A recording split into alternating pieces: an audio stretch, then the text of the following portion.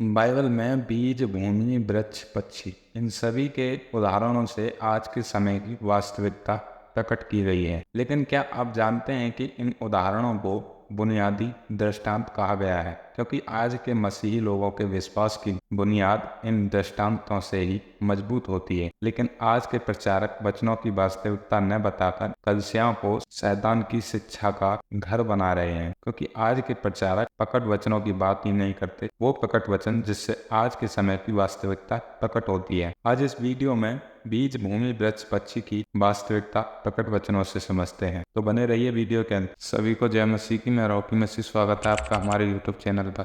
बीज, भूमि, वृक्ष, पक्षी, इन्हें हम भौतिक रूप से देखें तो ये चारों एक दूसरे पर निर्भर है। बीज जीवन का स्रोत है, उसके अंदर जीवन है। बीज भूमि में बोया जाता है और सही समय और अच्छी भूमि में अंकुरित होता है और बढ़कर एक विशाल वृक्ष का रूप ले लेता है, और एक दिन उसी वृक्ष पर पक्षी भी बसेरा करते हैं।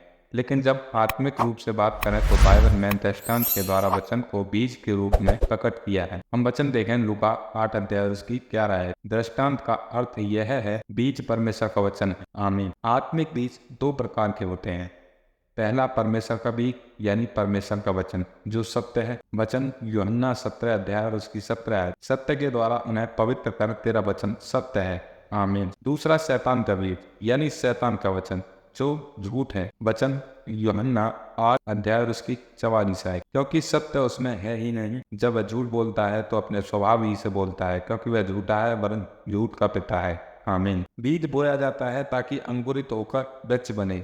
इसलिए परमेश्वर ने वचन यानी बीज को बोने के लिए भूमि को चुना, और वो भूमि है व्यक्ति का दिल और संसार। हम वचन देखें मत्ती 13 अध्याय उसकी 37 से 38 आए। उसने उनको उत्तर दिया, अच्छे बीज का बोने वाला मनुष्य का पुत्र है। खेत संसार है, अच्छा बीज राज्य की संतान और जंगली बीज दुष्ट की संतान है। आमीन। यानी परमेश्वर ने अपने वचन को इस संसार में बोया, और जहाँ बीज को अच्छी भूमि मिली वहाँ बीज अंकुरित हुआ और वृक्ष बन गया। यानी वह व्यक्ति जो आत्मिक रूप से वचन के बीज से जन्मा है, और उस व्यक्ति को हम कलीसिया का चरवाहा भी कह सकते हैं। हम वचन देखें भजन संहिता 1 अध्याय उसकी 1 से 3 आए। क्या ही धन्य है वह पुरुष जो दुष्टों की युक्ति पर नहीं चलता और न पापियों के मार्ग में खड़ा होता और न ठट्टा करने वालों की मंडली में बैठता है, परंतु वह तो यहोवा की व्यवस्था से प्रसन्न रहता और उसकी व्यवस्था पर रात दिन ध्यान करता रहता है। वह उस वृक्ष के समान है जो बहती नालियों के किनारे लगाया गया है और अपनी ऋतु में फलता है, और जिसके पत्ते कभी मुरझाते नहीं। इसलिए जो कुछ वह पुरुष करे वह सफल होता है। आमीन। जब एक बीज अंकुरित होकर एक वृक्ष बनता है तो वह फल लाता है, और अच्छा पेड़ अच्छा फल लाता है और बुरा पेड़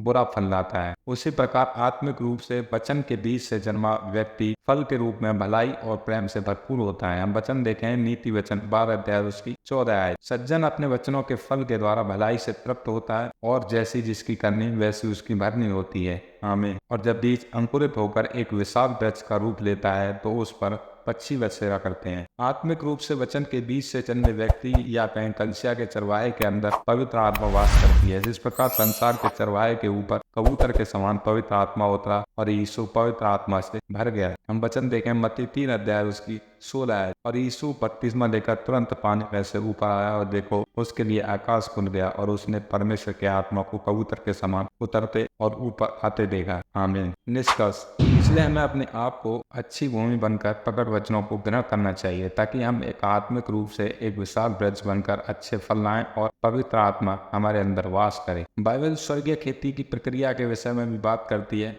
मैं अगली वीडियो में स्वर्गीय खेती के विषय में बताऊंगा। अधिक जानकारी के लिए आप स्क्रीन पर दिए गए नंबर पर संपर्क कर सकते हैं। मैं आशा करता हूं कि आप इस विषय को अच्छे से समझे होंगे। इसी तरह के प्रकट वचनों से संबंधित वीडियो देखने के लिए हमारे चैनल से जुड़ सकते हैं। तो मिलते हैं अगली वीडियो में एक नए विषय के साथ। तब तक के लिए सभी को जय मसीह।